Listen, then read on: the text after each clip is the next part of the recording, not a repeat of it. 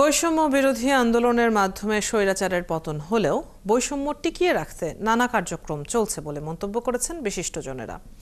রাষ্ট্রের সাংবিধানিক প্রতিষ্ঠানগুলো সংস্কারের জন্য গঠিত কমিশনগুলোতে সকল শ্রেণীর মানুষের প্রতিনিধিত্ব নেই, এটিকে বৈষম্য বলে উল্লেখ করেছেন বক্তারা।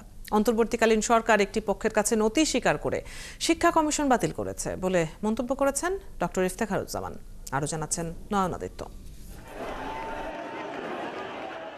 শিক্ষার্থীদের বৈষম্য বিরোধী আন্দোলনে যুক্ত হয় দেশের সকল শ্রেণী পেশার মানুষ। নারী পুরুষ, দলমত, ধর্মবর্ণ নির্বিশেষে স্বৈরাচারের পতনের আন্দোলনে যোগ দেয়।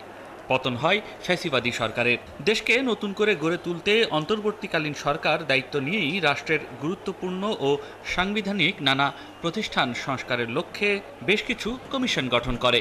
শিয়া বাটার ও ভিটামিন ই সমৃদ্ধ lily glam beauty soap. Lily, always beautiful.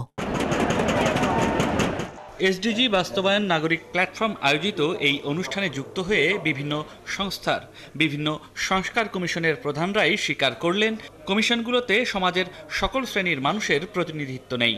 যে বৈষম্যের বিরুদ্ধে নতুন এই দেশ, সেখানে মানুষের বৈচিত্র্যতাকে অস্বীকার করা হয়েছে। কিন্তু ওনারা যে গঠনটা হয়েছে, এই গঠনটা সঠিক হয় নাই, এইটা আমরা মনে করি। কারণ এখানে প্রতিনিধিত্ব ঠিক মতো হয় নাই এবং এটা সমস্ত কমিশনের ভিতরে আমরা খুবই বিব্রত এবং বলবো যে অত্যন্ত উদ্বিগ্ন। এটা হওয়া উচিত ছিল না। অবশ্যই ডেঞ্জার ডাইভার্সিটির রিস্ক আমাদের 5 আগস্টের পরও ছিল, কিন্তু সেইটার যে ব্যাপকতা, গভীরতা, আমি অত্যন্ত বিব্রত হয়ে অত্যন্ত বেদনার সাথে বলছি, আরো অনেক বেড়েছে। এখন চ্যালেঞ্জ হলো মনোনয়ন বাণিজ্য, অর্থ। এটা we have not been able to get a handle on it.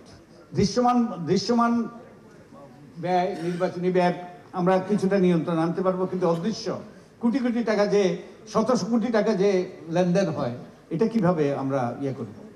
ছাত্র আন্দোলনের ধারাবাহিকতায় যারা নিজেদের ক্ষমতায় এসে গেছেন বলে ভাবতে শুরু করেছেন, তাদের মধ্যে আন্দোলনের ন্যূনতম চেতনা নেই বলেও মন্তব্য করেন বক্তারা।